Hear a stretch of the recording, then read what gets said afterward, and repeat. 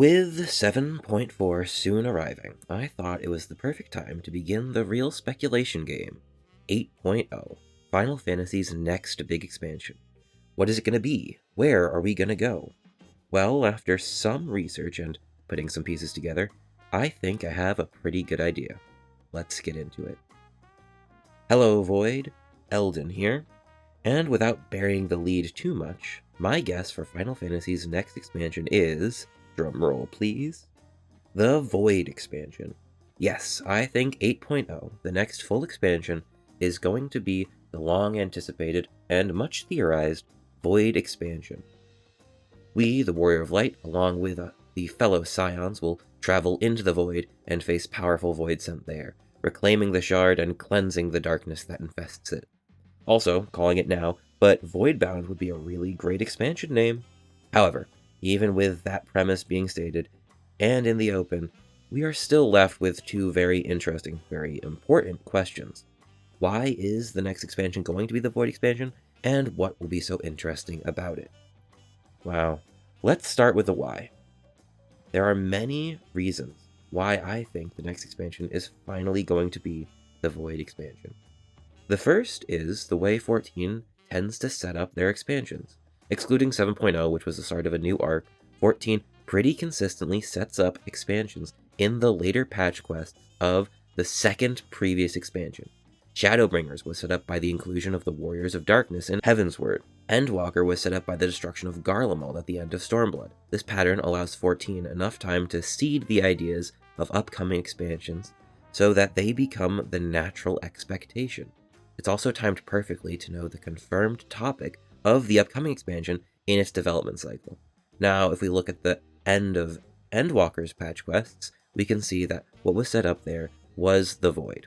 Does this alone confirm that the next expansion is gonna be the Void expansion? Of course not. But there are other reasons as well. In every new expansion, the Warrior of Light changes their job. And so far, if we exclude 1.0, the Warrior of Light has always chosen a melee job, either tank or melee DPS, sometimes even two at the same time. The Warrior of Light is always wielding a close combat weapon. Now, assuming that that pattern isn't going to change, and given how long this game has been around, there aren't many weapons that haven't already been an expansion weapon or aren't currently being used by a member of the Scions. If we first discount any non-melee job, we are left with 10 options. Now, we can cut Monk, Dragoon, Samurai, and Viper, as well as Paladin, Warrior, and Dark Knight for tanks. Then we can also discount Gunbreaker, because that's Thancred's job. This leaves us with only two viable options for the next job: Ninja and Reaper. A Ninja expansion would likely take us to Hingashi, though we should also account for the fact that Reen uses Ninja daggers, so I'm going to count that as like half a possibility. The last remaining option would be a new melee, or tank added in 8.0. Theoretically, a tank is likely, especially if we get two new jobs. However, in my opinion, a tank is less likely to be chosen for one simple reason. The Scions need a new regular tank. Currently, the only person who's in a dedicated tank role is Thancred. We got over this in Dawntrail because Luke Lamont was a warrior. However, moving forward, if they want to do more duty support trials, which I think they do, we need a new tank scion to follow with us and be there for all the big events. Personally, I think that any new tank would be assigned to an NPC, more specifically Gaia, especially in a Void expansion, a character who would definitely have to come into play. This leaves the only remaining job as Reaper. And if the Warrior of Light is going to be a Reaper, then it has to be the Void expansion. I actually won't accept anything else. If we are a Reaper, then we're going into the Void. I think it's done and dusted, plain and simple. The last reason I think we'll be heading to the Void is because it connects very well to the themes presented at the end of Dawntrail. Most specifically with regards to Calix. Calix's whole deal is that he seeks to prevent death. He's made the Endless so that people won't die, so that he won't die. This same desire perfectly connects with the Void, a land naturally without death. The Void is the natural conclusion to Calix's desires, and as such, dealing with it as we deal more with him, the Winterers, and what other plans they may have, into the void would make a lot of sense. It also helps connect things we want to see set up and that have been set up at the end of Dawntrail, most specifically interdimensional fusion. Because the void is so interconnected with all the other shards, in order to get the void in a narrative sense, we must first revisit the first. That's because of all the void-related NPCs that we would want in a void expansion being sort of clustered there. This invention that the story is building to would change the status quo of 14 in an interesting way, opening up all of the shards for us to explore. However, as we've seen in Dawntrail, an unset up location makes it very hard to tell a compelling narrative there. And if we are traveling into a multi-shard saga, then starting with the one shard that we have set up, the Void, makes a lot of sense. There is one last lingering thread that we should probably discuss, and that is the proper noun mentioned at the end of 7.3. During the conversation between Calyx and the Ascians, they mentioned the word Winterers. This likely refers to a group or some sort of organization.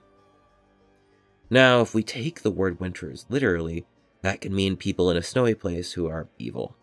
However, I have sort of a different theory. Winterer refers to someone who is wintering, and wintering is the process of staying in one location for the duration of the winter, of a cold and unhospitable time. If the Winterer's goal works directly opposed to the Unsundered, then it would make sense that they would be hiding, wintering, while the Unsundered's plans unraveled. And now that the Unsundered are gone, their plans can begin to thaw, begin to be put into motion. Now that they're no longer under the yoke of the Ascians, as a secret society, they can dedicate themselves entirely to their own ends. What those ends are and what we'll see from them, only time will tell. But I have a feeling that just because they're called Winters doesn't mean we're getting, like, an icy expansion. Now, do I think that's necessarily going to be a Void expansion for absolute certain? No. It could be one of 1,000 different things, but I'm done trying to justify my theory. At this point in the video, I think it's about time we start speculating and reveling in what awesome things a Void expansion could bring to the game right now. Personally, I think a Void expansion is exactly what 14 needs, because it makes up for all of the things Dawntrail did really poorly. Dawntrail was set in a new environment with a lot of new characters, and a broader story covering two very different, unestablished nations. We went in there and we were lost. The Void expansion has the potential to do the exact opposite. It takes after two of 14's best expansions, Heavensward and Shadowbringers. The Void is a contained area, and if we head there, we don't have to deal with going to all of these other places. There's no global ramifications, no large-scale nation for us to learn about and interact with. We can focus on a single area and a single conflict therein. It also has a bunch of pre-established lore. We're well familiar with the characters from the Void and characters who care about the Void, and all kinds of conflicts that are common there. We don't have to do any of the front-loading of a story like Dawntrail. Instead, we can jump right into the meat of the expansion. Lastly, a Void expansion is the perfect opportunity to highlight the characters we care about. Dawntrail focused pretty heavily on a bunch of new people and their interactions, but if we go into the Void, the only characters that really have a chance to go there with us and talk are the Scion. We can go in with our core cast, as well as bring in characters people want to see. I'm talking Reen, I'm talking Gaia, even Unukalhai. There are also a few things I'd love to see if we were to get a Void expansion. First and foremost, I'd love to see a more fleshed out evil Void Empire. I think Golbez was cool, but it was very limited by being a patch quest. We couldn't actually explore any of his territory, and we mostly just got cutaways to him. Establishing a new Void Empire, perhaps one puppeted by the Winterers in absence of the previous Void superpower, that could be really interesting. And if we explore the territory and get the nuances of the different layers of Void Sense society, we can get the best parts of the Endwalker patch quests expanded and allowed to shine to their full extent. I'm not an expert on Final Fantasy's history, but maybe we could take something like Final Fantasy II's Emperor, and possibly even do a little bit with Pandemonium different from the raid series of 6.x. For the mid-expansion twist that they're so fond of doing, would love to see an invasion from another shard. Not in the same way of interdimensional fusion that happened in Dawntrail, but in a larger, more full-scale operation. Someone else pulling up with a massive army and trying to take over the Void Empire that we're trying to reform. I think it's the perfect time to introduce another big player into 14's story. We've always dabbled in the realm of geopolitics, of nations interacting, and now those types of conflicts are fading. With Garlemald all but destroyed, we have a big hole left for a superpower that is openly antagonistic. We need another big villainous force to act against the larger organizations that we so often find ourselves interweaving with and supporting. And I think now is the time to introduce them. Moving on to just a few more things I'd personally want to see. I really want an arc where the Warrior of Light stands alone. We've been sort of teamed up for a long time now, acting as sort of the tip of the spear in larger world-ending crises, or being a holstered gun in more smaller scale things. But always we've been acting with associates, with people around us. We've existed in the context of others for a long time, but we haven't really had an opportunity to stand alone. I think it would be incredible to see an arc where the Warrior of Light gets separated. Maybe when we're assaulting a minor base or trying to take down like a Void Baron, we get tossed into the abyss and wash up on the shore. Maybe we're trapped as a prisoner and forced to exist in an isolated isle. We have to make our own new connections and find our own way back to the Scions. It lets us shine in our own art, and we'll get to see what the Warrior of Light can really do when we have to talk our way through things and not rely on the other Scions to be our voice. I also love to see the Scions act without us as their ultimate weapon of destruction, to see how they can hold up without our support. Will they thrive? Will they be able to cope? Will we get to see really cool scenes of them fighting on their own without cutting to us in sort of a battle? I just think it would be really awesome. And on the same vein of things that would be really awesome, I think the Void expansion is also the perfect opportunity to introduce the darker tone that we've been missing. We've recently moved away from a lot of the more dire consequences that were present in early Final Fantasy XIV. I'm not going to get too deep into it because I do think that some of that darkness was sort of overplayed, and it really made use of characters that weren't necessary to the larger story, and so it was a lot easier to get away with. But I do think we do need to return to having those sorts of longer consequences. I don't want to see the Scions die. I don't think the Scions should die.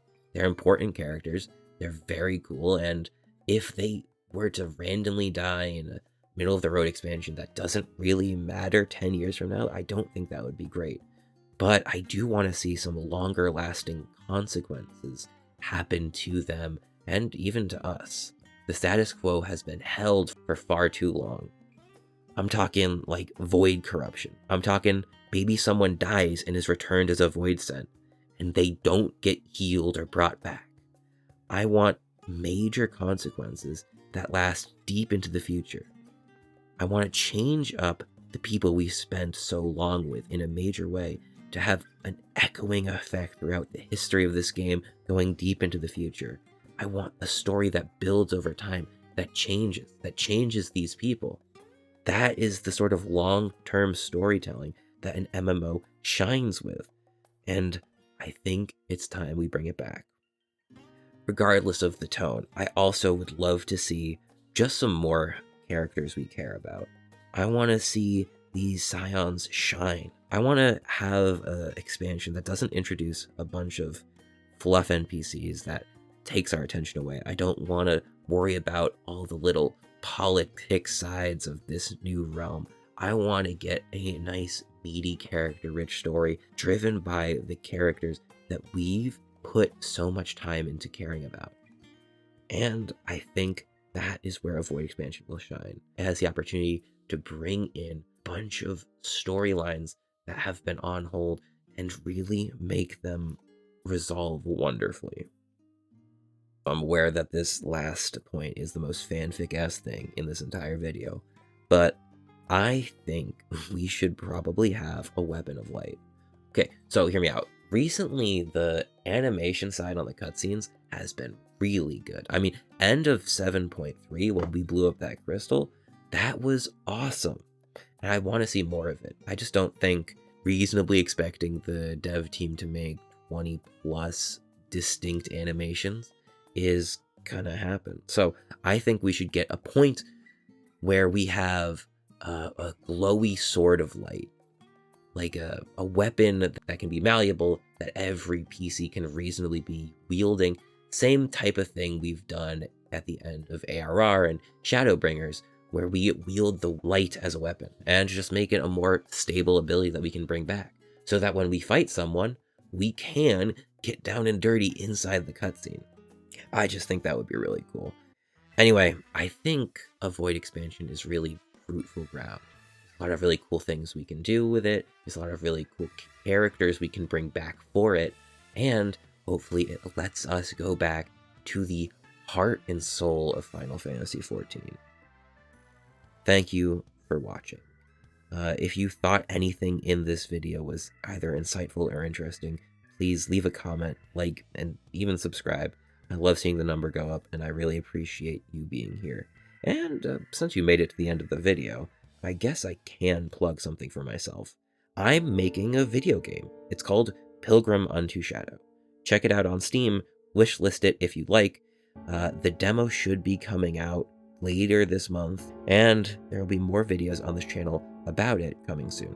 Anyway, thank you for staying this long, and thank you for watching. Take it easy. There's a long road out there. Have a good one.